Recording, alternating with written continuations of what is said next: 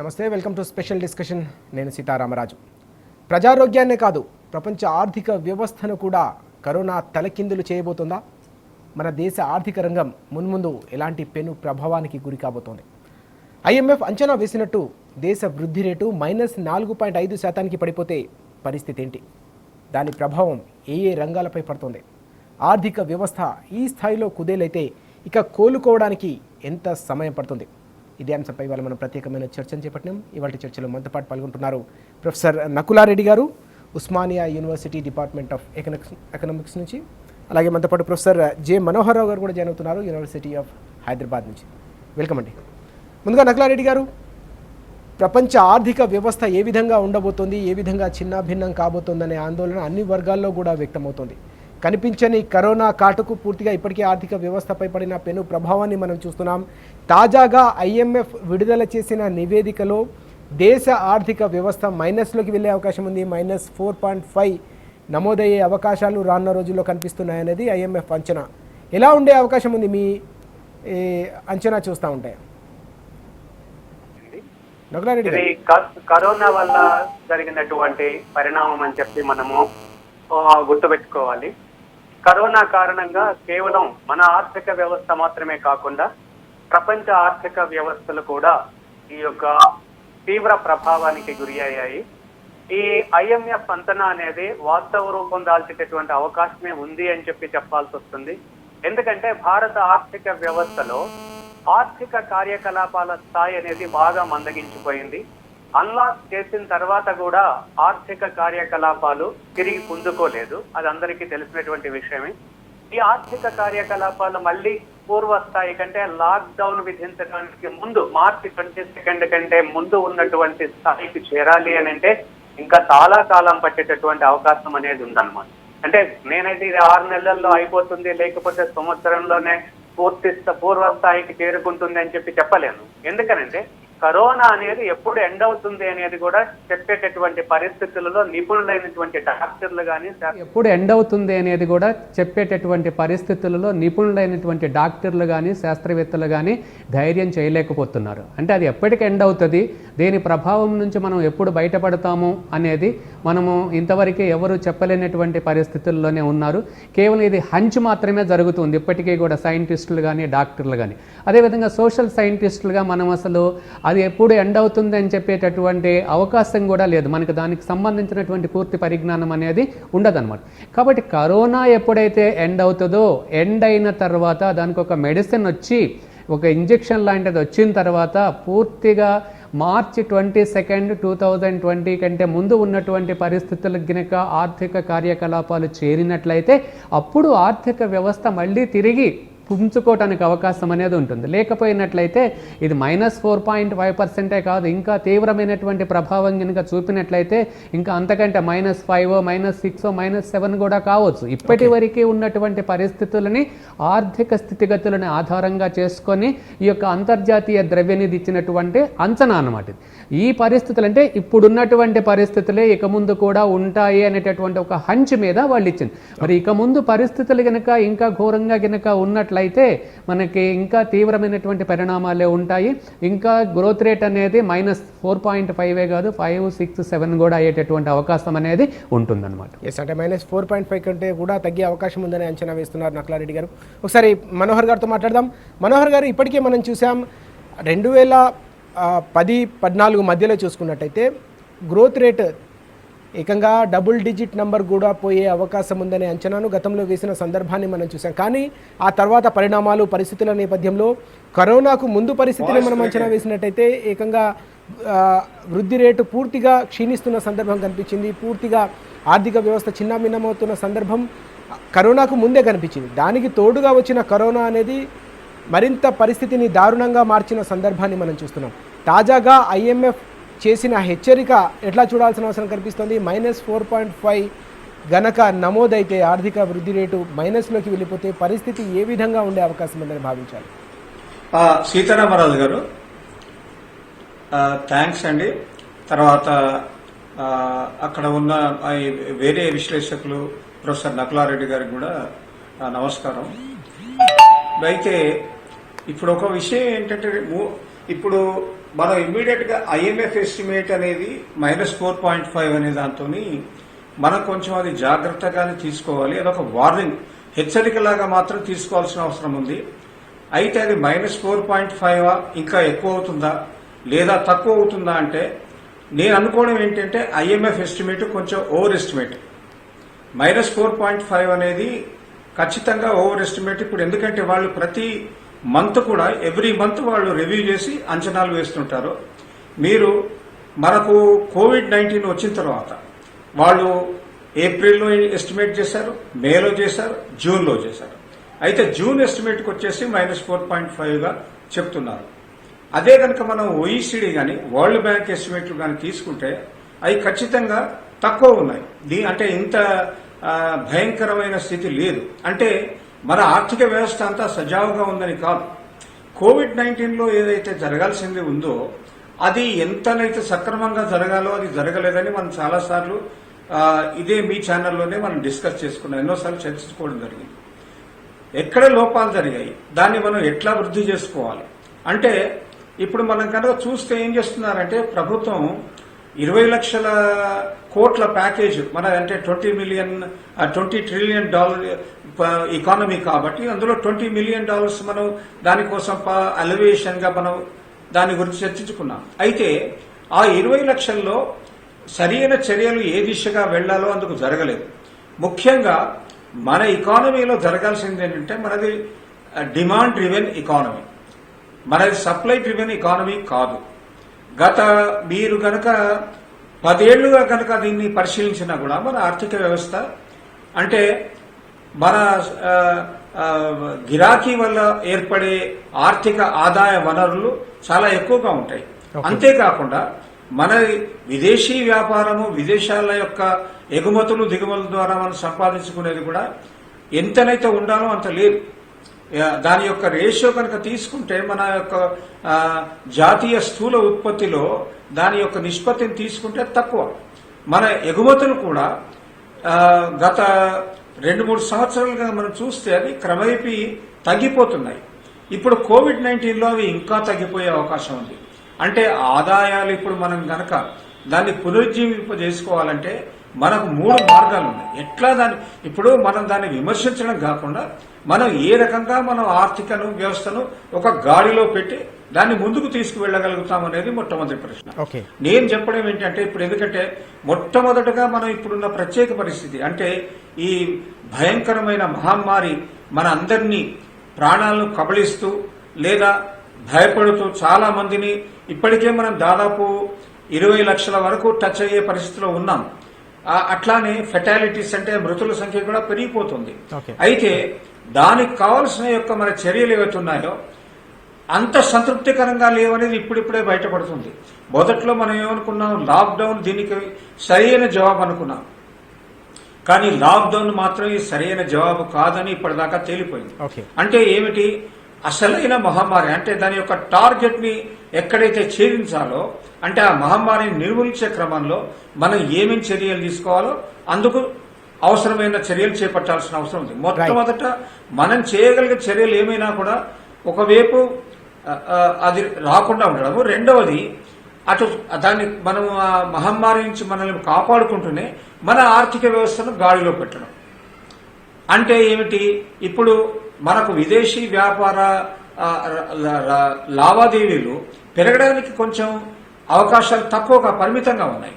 అంటే ఇప్పుడు ఏంటి, మనం బేసిక్ మ్యానుఫ్యాక్చరింగ్ సెక్టరు, మన అగ్రికల్చర్ సెక్టరు, సర్వీస్ సెక్టర్లో ఎట్లాగూ లావాదేవీలు ఎక్కువగా జరిగే అవకాశాలు చాలా తక్కువ అయిపోయినాయి. COVID-19లో ఇది ఒక ప్రత్యేకమైన విచిత్రమైన పరిస్థితి. సర్వీస్ సెక్టర్ పైన ఆధారపడిన మన ఆర్థిక వ్యవస్థ అది కొంత తగ్గిపోయే అవకాశం ఉంది. దాంతో ఏం చేయాలి, మనము వ్యవసాయము, పరిశ్రమలు ఈ రెండింటిపైన మనం దృష్టి పెట్టాలి. నకులారెడ్డి గారు, IMF చేస్తున్న హెచ్చరిక నేపథ్యంలో రానున్న రోజుల్లో ప్రధానంగా ఏ రంగాలపై, ఆర్థిక రంగంపై ప్రధానంగా ప్రభావం చూపించే అవకాశం ఉందనేది ప్రతి ఒక్కరిలో మెదులుతున్న ప్రధానమైన ప్రశ్న. ఒకవేళ ఈ స్థాయిలో గనక వృద్ధి నమోదైతే, వృద్ధి మైనస్లోకి వెళ్ళిపోతే దాని ఇంపాక్ట్ అనేది అన్నిటికంటే ముఖ్యంగా ఏ రంగాలను దెబ్బతీసే అవకాశం కనిపిస్తుంది, దాని ప్రభావం ఎలా ఉండే అవకాశం కనిపిస్తుంది ఓవరాల్గా? ఆర్థిక వ్యవస్థ యొక్క వృద్ధి అనేది కేవలం ఒక రంగం నుంచి వచ్చేటటువంటి వృద్ధిపై మాత్రమే ఆధారపడి ఉండదు. మన ఆర్థిక వ్యవస్థని కనుక చూసినట్లయితే ప్రాథమికంగా మనము ప్రైమరీ సెక్టార్ అని చెప్తాము, అదేవిధంగా సెకండరీ సెక్టార్ అంటాము, టెరిషరీ సెక్టార్ అంటాం, సర్వీస్ సెక్టార్. అంటే ఆర్థిక వ్యవస్థ యొక్క వృద్ధి అనేది ఈ 3 రంగాలలో జరిగేటటువంటి వృద్ధి పైన ఆధారపడి ఉంటుందన్నమాట. అయితే -4.5% వృద్ధి రేటు కనుక ఉంటే ఇది ఏ రంగం నుంచి ఎక్కువగా వృద్ధి రేట్ అనేది తగ్గటం కారణంగా ఈ ఆర్థిక వ్యవస్థ యొక్క వృద్ధి రేట్ అనేది మైనస్లోకి వెళ్ళిపోతుంది అని కనుక మనం చూసినట్లయితే ప్రస్తుతానికి వ్యవసాయ రంగం కొంతమేరకు ఈ కరోనా ప్రభావం నుండి తప్పించుకున్నది అనే చెప్పాలి. ఎందుకనంటే మనకి మార్చిలో మన దేశంలో కరోనా అడుగు పెట్టే వరకు మన దగ్గర ఉన్నటువంటి రబీ క్రాప్ మొత్తం కూడా వచ్చేసింది చాలా వరకు. అయితే ఈ వ్యవసాయ రంగంలో ముఖ్యంగా కనుక మనం చూసినట్లయితే ప్రైమరీ సెక్టార్లో వ్యవసాయ రంగము, ఆ వ్యవసాయ రంగంలో కూడా ముఖ్యంగా ఫుడ్ గ్రెయిన్ క్రాప్స్కి పెద్దగా ప్రాబ్లం కాలేదు, కానీ అదేవిధంగా ప్లాంటేషన్ క్రాప్స్లోకి వచ్చేటికి అవి త్రూఅవుట్ ద ఇయర్ మనకి ప్లాంటేషన్ క్రాప్స్లో ఫ్రూట్స్ తీసుకోండి మీరు, ఆ సప్లై అనేది త్రూఅవుట్ ద ఇయర్ వస్తాయి. కాబట్టి ఈ కరోనా కాలంలో వాళ్ళు మార్కెటింగ్కి సంబంధించి చాలా సమస్యలు ఎదుర్కోవడం జరిగింది. అదేవిధంగా సెకండరీ సెక్టార్ని కనుక తీసుకున్నట్లయితే లార్జ్ స్కేల్ అంటాము, అదేవిధంగా స్మాల్ స్కేల్ అంటాము, మీడియం స్కేల్ అంటాము, ఇప్పుడు ఎంఎస్ఎంఈ అని అంటున్నాం. ఎంఎస్ఎంఈ సెక్టార్ అనేది చాలా వరకు దెబ్బతిన్నది.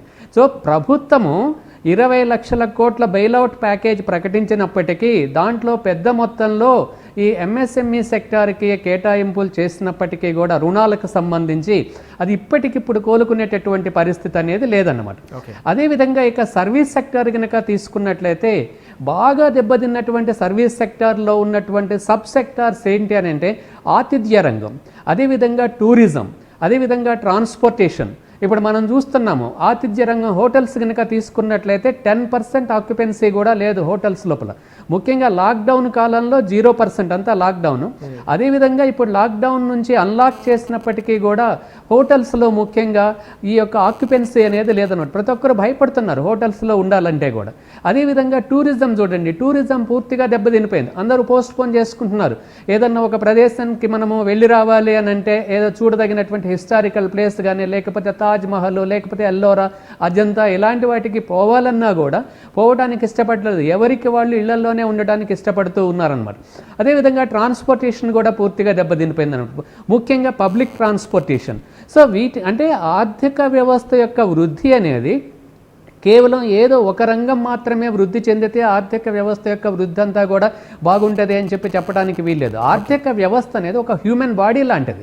హ్యూమన్ బాడీ అంటే ఒక వ్యక్తి యొక్క ఆరోగ్యం అనేది ప్రోగ్రెసివ్గా ఉండాలని అంటే ఆ బాడీలో ఉన్న ఆర్గాన్స్ అన్నీ కూడా సక్రమంగా పనిచేయాల్సి ఉంటుంది. అదేవిధంగా ఆర్థిక వ్యవస్థ యొక్క వృద్ధి అనేది ప్రగతి పదంలో ఉండాలి అని అంటే ఆర్థిక వ్యవస్థలో ఉన్నటువంటి రంగాలన్నీ, ఆ రంగాలలో ఉన్నటువంటి ఉపరంగాలు కూడా సక్రమంగా ఆర్థిక కార్యకలాపాలు జరిపినప్పుడు మాత్రమే ఈ యొక్క వృద్ధి రేట్ అనేది ముందుకు నడుస్తూ ఉంటుంది. లేకపోయినట్లయితే అది నడవడానికి అవకాశం అనేది లేదన్నమాట. సో దీని కారణంగా ఏమవుతుంది, ఆర్థిక వ్యవస్థలో వృద్ధి రేట్ అనేది ఎప్పుడైతే మీరు మైనస్ గురించి మాట్లాడకండి, మనం డబుల్ డిజిట్ గ్రోత్ రేట్ అనుకుంటున్నాము. మొన్నటి బడ్జెట్ లోపల ఫిబ్రవరి 1 నాడు ప్రజెంట్ చేసిన బడ్జెట్ లోపల నామినల్ గ్రోత్ రేట్ 10% అన్నారు. వాళ్ళు రియల్ గ్రోత్ రేట్ గురించి చెప్పలేదన్నమాట.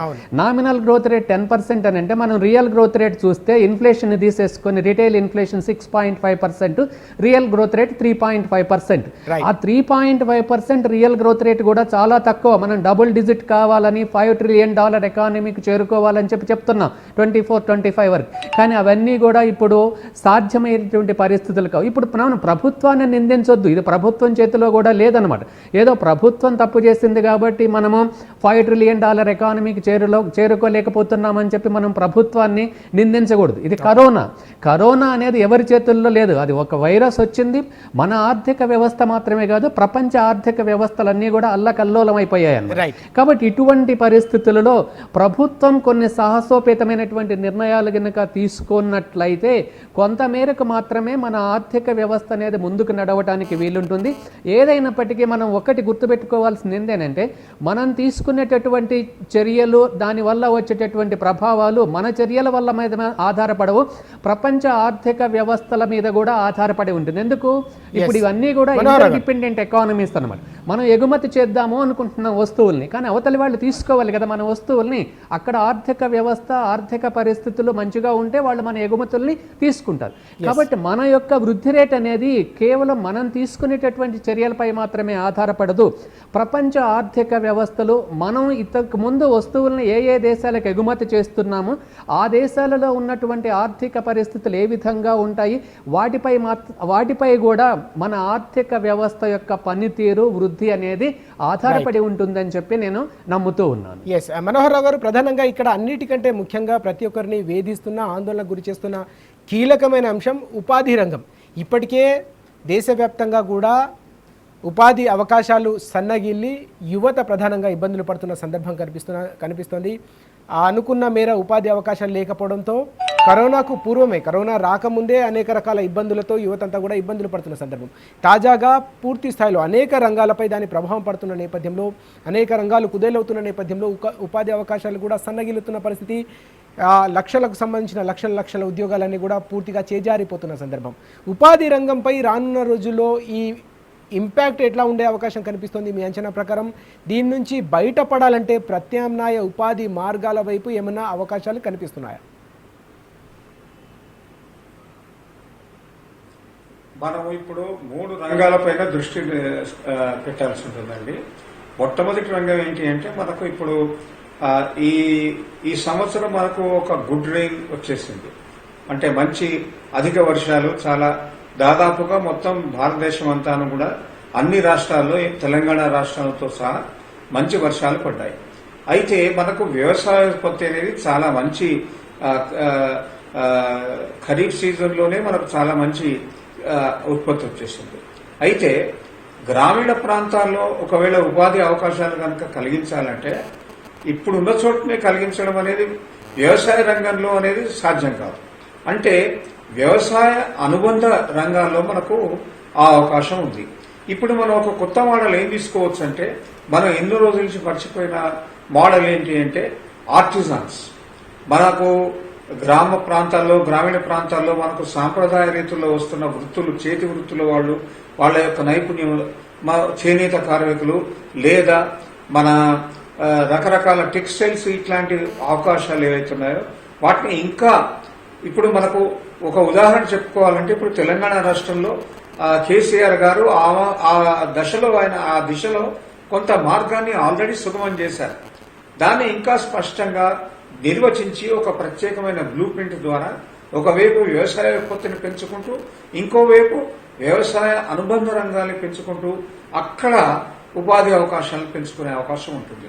అంటే అగ్రో బేస్డ్ ఇండస్ట్రీస్ కానివ్వండి, మనకు రకరకాలైన ఇప్పుడు మా టర్మరిక్ లేదా ఇలాంటి డిఫరెంట్ క్రాప్స్ ఉన్నాయి మనకు, ఆ పత్తి, కాటన్, వీటిని స్పష్టమైన రీతిలో అనుసంధానించుకొని దానికి కావాల్సిన ఒక రూపురేఖలు, అది ఒక మొదటి రంగం అంటే వ్యవసాయ రంగం. దాన్ని తీసుకోవడం. ఎందుకంటే ఇప్పుడు ఎవరైతే వలస కార్మికులు తిరిగి వాళ్ళ గ్రామాలకు వెళ్లారో వాళ్ళందరికీ అక్కడ ఉపాధి కల్పించడం అనేది సాధ్యం కాదేది వ్యవసాయ రంగంలో. అయితే ఇప్పుడు మనకి ఇచ్చింది ఏంటంటే నరేగా. ఈ నరేగాలో ఇచ్చిన అవకాశం ఏతుందో వాళ్ళకి సరైన అవకాశాలు కల్పించదు. కాబట్టి తప్పనిసరిగా ప్రత్యామ్నాయ వ్యవస్థలను మనం అర్బన్ కాకుండా రూరల్ సెటిల్లోనే తీసుకోవాలి. రెండవది ఏంటంటే వాళ్ళని తక్షణమే సాధ్యమైనంత రక్షణ చర్యలతో వాళ్లకు సేఫ్టీ నామ్స్ పాటిస్తూ కొత్త అంటే కోవిడ్ తర్వాత వచ్చే న్యూ నార్మల్ అనేది అంటున్నామో ఆ న్యూ నార్మల్ వాతావరణంలో వాళ్ళకి ఉపాధి అవకాశాలు కల్పించడం. అంటే ఫ్యాక్టరీలో అవకాశాలు ఇప్పుడు ఫ్యాక్టరీలకు బాధ్యతతో పాటుగా వాళ్లే కార్మికుల యొక్క నివాసయోగ్యం కానివ్వండి, ఆరోగ్య పరిరక్షణ కానివ్వండి, వాళ్ళకి కావాల్సిన అవసరాలు కానివ్వండి తీర్చడం కూడా వేతనంతో పాటుగా అనుసంధానించుకోవాల్సిన అవసరం అది రెండవది. ఇకపోతే మనం ఏంటంటే మన ఎఫ్ఎంసీజీ సెక్టర్ అనేది అంటే మన కన్జంప్షన్ సెక్టర్ అనేది మన వినిమయదారులు ఎవరైతే ఉపయోగిస్తారో వాళ్ళ వస్తువుల్ని, ఆ వస్తువుల యొక్క డిమాండ్ పెరగడానికి చాలా అవకాశాలు ఉన్నాయి. ఎందుకంటే ఇప్పుడు మనం చూస్తున్నాము, ఇప్పుడు మనకు ఆల్రెడీ కొన్ని రంగాలు అంటే మన దేశ ఆర్థిక వ్యవస్థలో ఆటోమొబైల్ రంగం ఒకటి, రియల్ ఎస్టేట్ రంగం ఒకటి, తర్వాత ఫార్మా రంగం ఒకటి. ఈ కొంతవరకు ముందు కంటే కొంచెం ఎక్కువగా పనిచేసే అవకాశం కూడా ఉంది. రైట్. అందువల్ల మనం ఏం చేయొచ్చు అంటే వీటికి సరైన ప్రోత్సాహకాలతో సరైన దిశలో కనుక దాన్ని మనం డైరెక్ట్ చేస్తే, దానికి దిశా మార్గాలను నిర్దేశిస్తే ఆ రంగాల్లో మనం పెంచుకోవాల్సిన అవకాశం ఉంది, చేసుకోవచ్చు కూడా. దానికి సరి అయిన దృష్టితోని, సరైన దృక్పథంతోని నెక్స్ట్ 5 years వరకు మనం చేసుకోవాలి. అయితే ఒకటేంటంటే ఈ రివైవల్ అనేది ఇప్పుడు బహుశా COVID-19 యొక్క రివైవల్ వల్ల ముందేమనుకున్నామంటే మనము బహుశా జూలై, ఆగస్టు 2021 వరకు కొంత ఆర్థిక వ్యవస్థ మనం సరైన దారిలో దాన్ని నడిపించుకునే అవకాశం ఉందనుకున్నాం. కానీ అది బహుశా ఆగస్టు కాదు, ఇంకో 6 నెలలు అంటే డిసెంబర్ అంతం వరకు కూడా పెరిగే అవకాశం ఉంది. ఇంకొకటి ఏమిటి అంటే మనము డిజిటల్ రంగాన్ని పెంపొందించుకుని డిజిటల్ రంగాలను మన ఎగుమతుల్ని పెంచుకోవాల్సిన అవకాశం ఉంది. దానికి కావాల్సిన అంతర్జాతీయ ఒప్పందాల కోసము ఏ రకంగా COVID-19 న్యూ నార్మల్లో ఒప్పందాలు చేసుకుంటారనేది కేవలం మన రాష్ట్రము, మన దేశం కాకుండా అంతర్జాతీయ సంస్థలు, ఇతర దేశాలు, విదేశాలు అందరితోనూ కలుపుకొని ఒక సమగ్రమైన అవగాహనకు వచ్చే అవకాశం ఉంది. రైట్. నకులారెడ్డి గారు, ప్రధానంగా మరో కీలకమైన అంశం బంగారం అలాగే పెట్రోల్ ధరలకు సంబంధించిన చర్చ కూడా పెద్ద ఎత్తున జరుగుతున్న పరిస్థితి కనిపిస్తుంది. బంగారం అయితే పూర్తి స్థాయిలో ఆ ధర పెరుగుతున్న సందర్భం కూడా కనిపిస్తుంది. ఇది ఎటువైపు దారి తీసే అవకాశం ఉందని కూడా సామాన్య మధ్యతరగతి ప్రజలు, అన్నిటికంటే ముఖ్యంగా మహిళా లోకం ఆందోళనకు గురవుతున్న సందర్భం కూడా మనం చూస్తూ ఉన్నాం. గోల్డ్ విషయంలో, అలాగే అన్నిటికంటే ముఖ్యంగా పెట్రోల్కు సంబంధించిన విషయంలో, పెట్రోల్ ధరల విషయంలో మీ అంచనా ఏంటి? ఎందుకంటే పెట్రోల్ ధరలకు సంబంధించిన ప్రభావం అనేది ప్రతి రంగంపై, దాని క్యాస్కేడింగ్ ఎఫెక్ట్, క్యాస్కేడింగ్ ఇంపాక్ట్ అన్ని రంగాలపై పడే అవకాశం ఉంటుంది. కాబట్టి పెట్రోల్ ధరలకు సంబంధించి ప్రస్తుతం ఉన్న పరిస్థితి దేనికి సంకేతంగా భావించాల్సిన అవసరం ఉంది? మీరు ముఖ్యమైనటువంటి 2 విషయాల గురించి అడిగారు. ఒకటి పెట్రోల్ ధరలు పెరగటం, రెండవది బంగారం. ఇప్పుడు పెట్రోలియం ధరలు అనేవి గత 20 రోజుల నుంచి రోజు కొన్ని రూపాయి కాదు 50 పైసలు, 30 పైసలు, 40 పైసలు పెంచుకుంటూ పోతున్నారు. సార్ మీరు కంటిన్యూ చేయండి. అయితే ఇప్పుడు అది 83 రూపాయల 84 రూపాయలు అయిపోయింది హైదరాబాద్లో పెట్రోల్. ఇది మరి ప్రజలపైన ఇది తప్పనిసరిగా భారం పడుతుంది అని చెప్పి నేను అనుకుంటున్నాను. ఇది సామాన్యుడు, ఇప్పుడు కేవలం పెట్రోలియం ఉత్పత్తులు అనేవి కేవలం ధనవంతులు మాత్రమే కాదు, అందరూ మధ్యతరగతి ప్రజలు కావచ్చు, లోయర్ మిడిల్ క్లాస్ కావచ్చు, వాళ్ళందరూ కూడా ఈ పెట్రోలియం ఉత్పత్తులు అనేవి కొనుగోలు చేయాల్సి ఉంటుంది. అదేవిధంగా ఈ పెట్రోలియం ఉత్పత్తుల యొక్క ధరలు అనేవి ఎప్పుడైతే పెరుగుతాయో అప్పుడు రవాణా ఖర్చులు అనేవి పెరిగిపోయి మీరు చెప్పినట్లు క్యాస్కేడింగ్ ఎఫెక్ట్ అనేది ఉంటుందన్నమాట. అన్ని రకాల వస్తువుల ధరలు అనేవి పెరుగుతాయి. దీని కారణంగా మరి ఆర్థిక వ్యవస్థలో ద్రవ్యోల్బణం అనేది వచ్చేటటువంటి అవకాశం అనేది ఉందన్నమాట. అయితే ప్రభుత్వము ఇంతకుముందు నియంత్రించేదన్నమాట, అడ్మినిస్ట్రేటివ్ ప్రైసెస్ అనేది ఉండేదన్నమాట. కానీ ఇప్పుడు ఆ విధానాన్ని తీసివేసి మార్కెటింగ్ కంపెనీలు ఏవైతే ఉన్నాయో, ప్రభుత్వ రంగ సంస్థలు ఏవైతే ఉన్నాయో అవి మన పెట్రోలియం ఉత్పత్తుల దిగుమతి ధరలను ఆధారంగా చేసుకొని మీరు ధరలను నిర్ణయించవచ్చు అని చెప్పడం అనేది జరిగింది. అయితే వాళ్ళు ఏం చెప్తున్నారు, లాక్డౌన్ కాలంలో మనకి పెట్రోలియం కన్జంప్షన్ అనేది చాలా తక్కువగా ఉంది కాబట్టి మాకు నిర్వహణ వ్యయాలు అనేవి పెరిగి నష్టాలు వచ్చాయి, కాబట్టి ఆ నష్టాలను పూడ్చుకోవటానికి ప్రస్తుతం మేము ఈ ధరలను పెంచక తప్పని పరిస్థితి అనేది ఏర్పడింది అని చెప్పి వాళ్ళు చెప్పడం జరుగుతుంది. ఏదైనప్పటికీ ఇది ప్రభుత్వం ఆలోచించాల్సినటువంటి పరిస్థితి. ఒకవైపేమో అంతర్జాతీయంగా పెట్రోలియం ధరలు అనేవి పడిపోతున్నాయి. ఒకప్పుడు 2012-13లో $135 పర్ బ్యారెల్ ఉన్నటువంటిది ఈరోజు $30-35 పర్ బ్యారెల్కి వచ్చేస్తే ధరలు అప్పటికంటే ఇప్పుడు ఎక్కువగా ఉన్నాయన్నమాట. కాబట్టి ప్రభుత్వం ఇది ఆలోచించాల్సినటువంటి పరిస్థితి. ఇందులో కూడా ముఖ్యంగా చూస్తే కేవలం పెట్రోలియం దిగుమతి ధరలను పక్కన పెడితే ప్రభుత్వాలు విధించేటటువంటి పన్నులు అనేవి చాలా ఎక్కువగా ఉన్నాయి. కనీసం ఈ కరోనా కాలంలోనైనా సరే ఒకవైపు ప్రజల యొక్క ఆదాయాలు తగ్గిపోయాయి, అదేవిధంగా ప్రైవేట్ రంగంలో పనిచేస్తున్నటువంటి ఉద్యోగులు ఎవరైతే ఉన్నారో వాళ్ళకి ఉద్యోగాలు ఉంటాయా ఊడుతాయా అనేటటువంటి పరిస్థితి ఉంది, వాళ్ళకి జీతాలు అనేవి రావటం లేదు. మరి ఇలాంటి పరిస్థితుల్లో ఆదాయాలు తగ్గిపోయినప్పుడు పరిస్థితులలో ప్రభుత్వం ఈ విధంగా పెట్రోలియం ఉత్పత్తుల ధరలను కనుక పెంచినట్లయితే ఇది ప్రజలపైన భారం మోపినట్లే అవుతుంది. కాబట్టి కాకపోతే ప్రభుత్వం చెప్పేటటువంటి వాదన ఏంటంటే ఈ కరోనా కాలంలో ప్రభుత్వం అనుకోనటువంటి వ్యయాలు చేయాల్సి వచ్చింది, కొన్ని వందల వేల కోట్ల రూపాయలు. కాబట్టి ప్రభుత్వం కొంతమేరకు ఈ విధంగా దానిని మళ్ళీ రాబట్టుకోవడం జరుగుతుంది అని చెప్పడం జరుగుతుంది. కానీ ఏదైనప్పటికీ ఈ పెట్రోలియం ఉత్పత్తుల ధరలు అనేవి ఈ విధంగా పెంచడం అనేది సహేతుకం కాదు అని చెప్పి నేను భావిస్తూ ఉన్నాను. ఎందుకు ఈ విధంగా పెంచినట్లయితే అది ద్రవ్యోల్బణానికి దారితీస్తుంది అన్నమాట. ఇక రెండవ విషయం, మీరు బంగారం గురించి మాట్లాడారు. బంగారం 24 క్యారెట్ల బంగారం నిన్నటి రోజున 50,500కి చేరింది అని చెప్పి నేను వార్తాపత్రికల్లో న్యూస్ ఛానల్స్లో చూశానన్నమాట. అంటే ఈ కరోనా కాలంలో ఇక్కడ ఆలోచించాల్సింది ఏంటంటే డిమాండ్ అనేది లేదు, షాపులన్నీ కూడా బోసిపోతున్నాయి అని చెప్తున్నారు కస్టమర్స్ లేకుండా, కానీ ధరలు అనేవి విపరీతంగా పెరిగిపోతున్నాయి. మరి దీనికి కారణం ఏంటి అంటే ఏం చెప్తున్నారు, స్టాక్ మార్కెట్లు అనేవి కొలాప్స్ అవుతున్నాయి, అదేవిధంగా ఈ కరోనా వల్ల అస్థిరత్వ పరిస్థితులు అనేవి ఏర్పడుతున్నాయి. అంటే ఎప్పటికీ ఈ కరోనా ఎండ్ అవుతుంది, ఆర్థిక పరిస్థితులు ఎప్పటికీ మెరుగవుతాయి అనేటటువంటి దానికి సంబంధించి చాలా అన్సర్టనిటీ అనేది ఉన్నది. కాబట్టి పెట్టుబడిదారులు ఎవరైతే ఉన్నారో వాళ్ళు ఈ స్టాక్ మార్కెట్లో పెట్టుబడులు పెట్టకుండా కేవలం బంగారంలో పెట్టుబడులు పెడుతున్నారు అని చెప్పి ఒక వాదన అనేది ఉందన్నమాట. అది వాస్తవం కావచ్చు. ఎందుకు, సామాన్య మధ్యతరగతి ప్రజలు ఇప్పుడు బంగారం కొనేటటువంటి పరిస్థితిలో లేరు. ఎందుకనంటే ఇక్కడ సోషల్ ఫంక్షన్స్ కూడా జరిపేటటువంటి అవకాశం లేదు, కాబట్టి పెద్దగా బంగారానికి డిమాండ్ కూడా లేదు. కానీ డిమాండ్ లేనటువంటి పరిస్థితులలో ఈ యొక్క ధర అనేది విపరీతంగా స్కై రాకెటింగ్ అనమాట. 40,000 నుంచి 50,000కి వెళ్ళిపోయింది. ఇంకా 55,000 అంటున్నారు, 60,000కు కూడా పోతుంది అంటున్నారు, 70,000 అంటున్నారు. దీనికి కారణం ఏంటంటే స్టాక్ మార్కెట్లు కొలాప్స్ అయిపోయాయి. ఒక కరోనా కంటే ముందు బాంబే సెన్సెక్స్ బిఎస్సి ఇండెక్స్ కనుక తీసుకున్నట్లయితే 42,000 కంటే ఎక్కువ ఉంది అది. కానీ ఈ రోజు అది 34,000 వద్దనే ఉంది, 34,500 వద్ద ఉంది. అదేవిధంగా నిఫ్టీ 10,000 వద్ద ఉంది. అంటే స్టాక్ ఇండెక్స్ అనేది బిఎస్సి ఇండెక్స్ కానీ నిఫ్టీ కనుక చూసుకున్నట్లయితే ఇండెక్స్లు అనేవి పతనమైపోయి లక్షల కోట్ల రూపాయల ఆస్తులు ఆవిరైపోయాయి అనమాట. ఇటువంటి పరిస్థితుల్లో స్టాక్ మార్కెట్ల పైన నమ్మకం లేనటువంటి వాళ్ళు ఎవరైతే ఉన్నారో ఇప్పుడు బంగారం పైన వాళ్ళు పెట్టుబడులు చేస్తున్నారు. కాబట్టి అంటే బంగారం అనేది ఒక సేఫ్ ఇన్వెస్ట్మెంట్ అని చెప్పి వాళ్ళు చేస్తున్నారు. కాబట్టి బంగారానికి డిమాండ్ అనేది పెరిగి దాని ధర అనేది పెరుగుతుంది. కేవలం మన దగ్గర మాత్రమే కాదు, అంతర్జాతీయంగా కూడా ఇతర దేశాల్లో సాధారణంగా బంగారం పైన ఎక్కువగా పెట్టుబడి పెట్టరు, మన దేశంలో ఎక్కువగా పెట్టుబడులు పెడుతుంటారు. ఎప్పుడైనా బంగారం కన్జంప్షన్ అనేది ఇండియాలో ఎక్కువ ఉంది, ఆ తర్వాత చైనా అటు చూసుకున్నట్లయితే. కానీ ఇప్పుడు అంతర్జాతీయంగా కూడా పెట్టుబడిదారులు ఎవరైతే ఉన్నారో స్టాక్ మార్కెట్లలో నుంచి వాళ్ళు స్టాక్ అమ్మేసుకొని ఆ నిధులు ఏవైతే ఉన్నాయో బంగారం వైపు మళ్లిస్తున్నారు. కాబట్టి ఈ బంగారం యొక్క ధరలు అనేవి పెరుగుతున్నాయి అని చెప్పి ఈ కరోనా కాలంలో ఇంకా కూడా పెరిగేటటువంటి అవకాశం అనేది ఉంది అని చెప్పి చెప్తూ ఉన్నారు.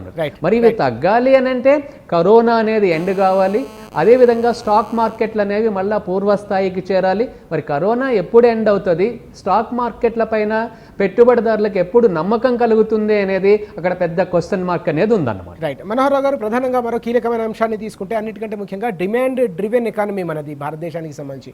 ఇప్పటికే ప్రస్తుత పరిస్థితిని మనం చూస్తున్నాం. ఎక్కడ కూడా అంటే క్షేత్రస్థాయిలో షాపింగ్ మాల్స్ కావచ్చు, వ్యాపార సముదాయాలు కావచ్చు, పూర్తి స్థాయిలో నిర్మానుష్యంగా కనిపిస్తున్నాయి. ఇక్కడ కూడా ఆ డిమాండ్ కనిపించట్లేదు సొసైటీలో. ఇక్కడ కూడా ఆ సేల్స్ జరుగుతున్న పరిస్థితి కాదు, కొనుగోలు శక్తి కూడా ప్రజల్లో కనిపించని పరిస్థితి.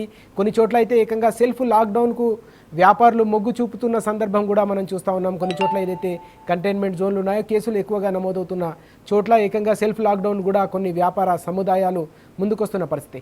ఈ క్రమంలో రానున్న రోజుల్లో ఈ డిమాండ్ డ్రివెన్ ఎకానమీని రివైవ్ చేయాలంటే ప్రధానంగా రాష్ట్ర ప్రభుత్వాల కంటే కూడా కేంద్ర ప్రభుత్వం బాధ్యత ఎక్కువగా ఉంటుంది. కేంద్ర ప్రభుత్వం తీసుకునే పాలసీ పైన ఎక్కువగా ఆధారపడి ఉంటుంది. కాబట్టి రానున్న రోజుల్లో ఆ దిశగా ఎట్లాంటి కార్యాచరణతో ముందుకెళ్తే ఫలితాలు వచ్చే అవకాశం ఉందని భావించాలి.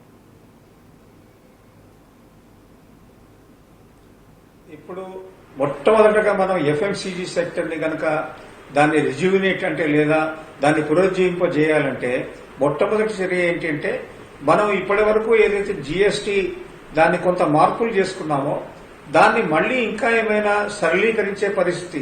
నా ఉద్దేశంలో సరళీకరించడం అంటే పెంచడం కాదు, కొంతవరకు తగ్గించుకునే పరిస్థితి. ఎందుకంటే అసలు నికర ఆదాయం పన్నుల ద్వారా వచ్చేది తగ్గిపోయింది. మీరు కనుక చూస్తే గత ఈ కోవిడ్ కంటే ముందు నుంచే తగ్గుతూ ఉంది. అసలు జీఎస్టీ మన దగ్గర పికప్ కాలేదు. ఓకే. ఎంతనైతే స్పష్టంగా ముందుకు రావాలో అంత రాలేదు. ఆ రకంగా ఏమిటంటే ముఖ్యంగా మనం ఇప్పుడు ఆటోమొబైల్ సెక్టర్ అనేది చూసుకున్నాం కానీ, అంటే ఒక లగ్జరీ గూడ్స్ లో క్యాపిటల్ గూడ్స్ అనేవి ఉన్నాయి, కానీ వైట్ గూడ్స్ సెక్టర్ ఇంకా మనకు ఏ రకమైన డిమాండ్. వైట్ గూడ్స్ అంటే ఫ్రిడ్జ్లు కానివ్వండి, లేకపోతే టీవీలు కానివ్వండి, ఇట్లాంటి ఈ ఎలక్ట్రానిక్ గూడ్స్ కి ఎంతనైతే డిమాండ్ పెరగాలో అంత పెరగలేదు.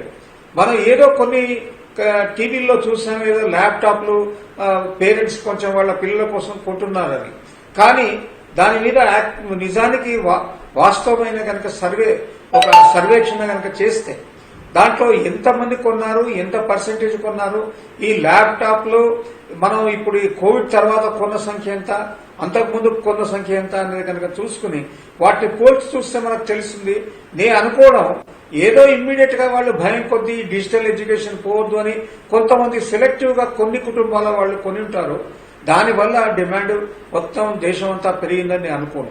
అంటే ఒక general middle class, lower middle class వాళ్ళు కూడా మొత్తం ఈ సెక్టర్ ఏది ఎఫ్ఎంసీజీ సెక్టర్ వైపు అట్రాక్టివ్ చేయబడాలంటే మీరు అన్నట్టుగా కేంద్ర ప్రభుత్వం చాలా కొన్ని ప్రత్యేకమైన వాళ్ళకి ఇన్సెంటివ్స్ ఇవ్వాల్సిన అవసరం ఉంది. ఉద్దీపనలు అంటే కొన్ని పన్నులు తగ్గించడం కానివ్వండి, లేదా వాళ్ళకి మన అమ్మకందారులకి కొన్ని వెసులుబాట్లు కావడం కానివ్వండి. ఎందుకంటే ఇప్పుడు మీరు చెప్పినట్టుగా మాల్స్ లో వాళ్ళు ఎంత సేఫ్టీ చర్యలు తీసుకున్నా గానీ మనుషులు ఎట్లా అయిపోయిందంటే ఒక భయంలో ఒక భయం లాంటి ఒక ఫీలింగ్ లో ఉన్నారు వాళ్ళు. అంటే అందరూ ఒక సామాన్య జనం అందరూ కొంతమంది ఎవరైతే మన జీవనోపాధి గడవని వాళ్ళే చాలా మంది రోడ్లపైకి వీధుల్లోకి వచ్చే ధైర్యం చేస్తున్నారు. ఎందుకంటే వాళ్ళు వీధుల్లో కనుక రాకపోతే వాళ్లకు జీవిక అనేది జరగదు, జీవనోపాధి ఉండదు, లైవ్లీహుడ్ ఉండదు. కానీ కొనుగోలుదారులు ఎవరైతే ఉన్నారో వాళ్ళు తప్పనిసరిగా రావాల్సిన అవసరం లేదు. అంటే వేతన జీవులు, మిడిల్ క్లాస్ వాళ్ళు, మన ప్రభుత్వ రంగంలో పనిచేసేవాళ్ళు, ప్రైవేట్ రంగంలో పనిచేసేవాళ్ళు, అంటే వాళ్ళు ఈ ఎఫ్ఎంసీజీ సెక్టర్ లో ముఖ్యమైన కొనుగోలుదారులు. ఆ కొనుగోలుదారుల సంఖ్య పెరగాలంటే మాత్రం అసలు ఈ భయాన్ని కంట్రోల్ చేయాలి. అంటే ఆరోగ్య రక్షణ చర్యలని ముందు చాలా పెంచి అసలు వీధిలోకి వెళ్తే భయం లేదు, మాల్స్ లోకి వెళ్తే భయం లేదు, లేదా సినిమా హాళ్లలోకి వెళ్తే భయం లేదు అనే ఒక ఆ వాతావరణం వస్తే తప్ప అది ముందుకు వెళ్లే అవకాశం లేదు. అయితే ఇదొకటైతే ఇంకొకటి ఏమిటి అంటే పర్చేసింగ్ పవర్, వేరే వస్తువులు ఏవైతే ఉన్నాయో అంటే కామన్ మ్యాన్, సామాన్య మానవుడు కొనగలిగి, అంటే వైట్ గూడ్స్ కానివి సామాన్య మానవుడు కొనుక్కోవాలి. ఇప్పుడు బట్టలు ఉన్నాయనుకోండి, డ్రెస్సులు ఉన్నాయి, పెళ్లిళ్ళు అందరికీ కామన్, కానీ పెళ్లిళ్ళు తగ్గిపోయినాయి కోవిడ్ వల్ల, అసెంబ్లీ తగ్గిపోయింది. ఆ రకంగా డిస్ప్లే ఐటమ్స్ ఏవైతే ఉన్నాయో, ఆభరణాలు కానివ్వండి, ఏవి కానివ్వండి, వాటిని కూడా తగ్గించుకుంటారు వాళ్ళు. వాళ్ళ యొక్క కొనుగోలు వాళ్ళ లిస్టులో, జాబితాలో దాన్ని మినహాయించుకుంటారు. అది వాళ్లను ప్రోత్సహించాలి. అందులో మీరు ఇంకా రైట్ మనోహర్ గారు, మరో ముఖ్యమైన అంశం అంటే వ్యక్తిగతంగా సమాజంలోని వ్యక్తులు ఎదుర్కొనే సమస్యలు ఒక ఎత్తు అయితే ప్రభుత్వాలు, రాష్ట్రాల ప్రభుత్వాలు ఏవైతే కరోనాపై పోరాటం చేస్తున్నాయో అవన్నీ కూడా దేశవ్యాప్తంగా ఆదాయాలు కోల్పోయిన పరిస్థితి, ఆర్థికంగా నష్టపోతున్న సందర్భం దేశవ్యాప్తంగా కూడా చూస్తున్నాం. ప్రతి రాష్ట్ర ప్రభుత్వం కూడా ఇబ్బందులు పడుతున్న పరిస్థితి. ఈ నేపథ్యంలో రానున్న రోజుల్లో కూడా పరిస్థితి అంతా మెరుగయ్యే అవకాశం స్పష్టంగా కళ్ళ ముందు ఎక్కడ కనిపించట్లేదు. కేంద్ర ప్రభుత్వానికి సంబంధించిన పాత్ర రానున్న రోజుల్లో ఎలా ఉండాల్సిన అవసరం కనిపిస్తోంది? రాష్ట్ర ప్రభుత్వాలకు చేయూతను అందించే విషయంలో ఎలాంటి ముందడుగు పడాల్సిన అవసరం ఉందంటారు? తప్పకుండా. ఎందుకంటే కేంద్ర ప్రభుత్వం రాష్ట్ర ప్రభుత్వాలకి ఒక మార్గదర్శియే కాకుండా ఒక పెద్దన్న లాంటి ఒక తరహాలో ప్రవర్తించాల్సిన అవసరం ఉంది.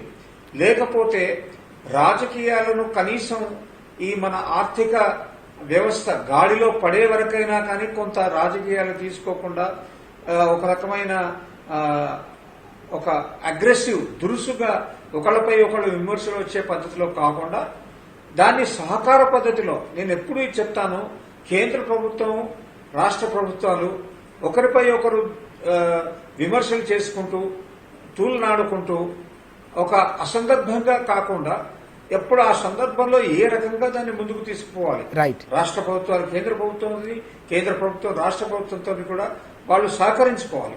దానికి కావాల్సిన రెండు విషయాలు ఏంటి అంటే, ఇప్పుడు ఎట్లా ఉందంటే ఒక పథకం తీసుకుంటున్నాం అనుకోండి, కేంద్ర పథకం ఒకటి ఉంటే రాష్ట్ర పథకం దాంట్లో అది దానికి సంబంధించి కనపడదు, రాష్ట్ర ప్రభుత్వానికి సహాయం కనపడదు.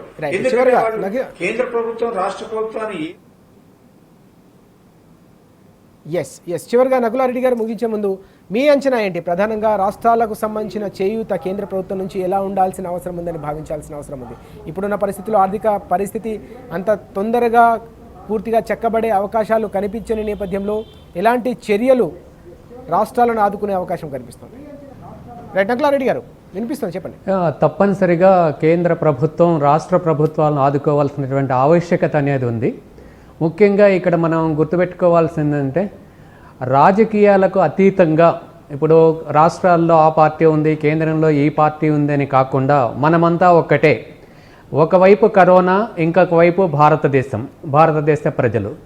దీనిని దృష్టిలో పెట్టుకొని కేంద్ర ప్రభుత్వం రాష్ట్ర ప్రభుత్వాలను ఆదుకోవాలి. కాకపోతే ఇక్కడ వచ్చేటటువంటి ఒక ముఖ్యమైనటువంటి ఇబ్బంది ఏంటంటే, రాష్ట్ర ప్రభుత్వాల ఆదాయం మాత్రమే పడిపోలేదు, కేంద్ర ప్రభుత్వం యొక్క ఆదాయం కూడా పడిపోయింది. జిఎస్టీ ఆదాయం కనుక తీసుకున్నట్లయితే ముఖ్యంగా జిఎస్టీ ఆదాయం తగ్గిపోయింది. ఎందుకు? వస్తువుల యొక్క అమ్మకాలు ఉంటాయి కదా, అటు స్టేట్ జిఎస్టీ కానీ సెంట్రల్ జిఎస్టీ కానీ వచ్చేది.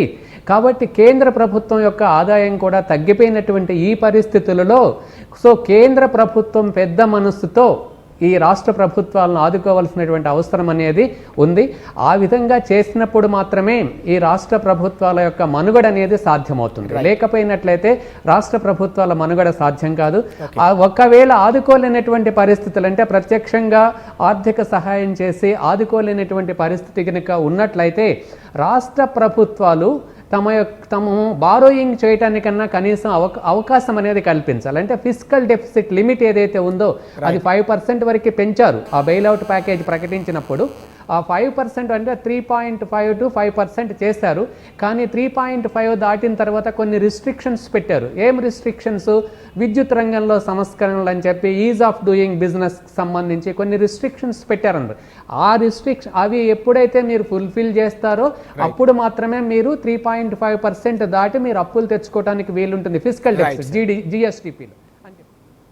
రైట్ సార్, మొత్తానికి కంటికి కనిపించని కరోనా ప్రపంచ ఆర్థిక వ్యవస్థనే పూర్తి స్థాయిలో చిన్నాభిన్నం చేస్తోంది. ఈ క్రమంలో ముంచుకొస్తున్న ఈ ముప్పు నుంచి తప్పకుండా గట్టెక్కాలంటే కేంద్రం గట్టి చర్యలు తీసుకోవాల్సిన అవసరం మాత్రం చాలా స్పష్టంగా కనిపిస్తుంది. అలాగే ఆర్థికంగా చితికిపోయిన రాష్ట్రాలకు కూడా తప్పకుండా కేంద్ర ప్రభుత్వం పెద్ద మనసుతో చేయూతను అందించాల్సిన అవసరం ఉందని ఆర్థిక రంగ నిపుణులు కూడా సూచిస్తున్న సందర్భాన్ని స్పష్టంగా చూస్తా ఉన్నాం.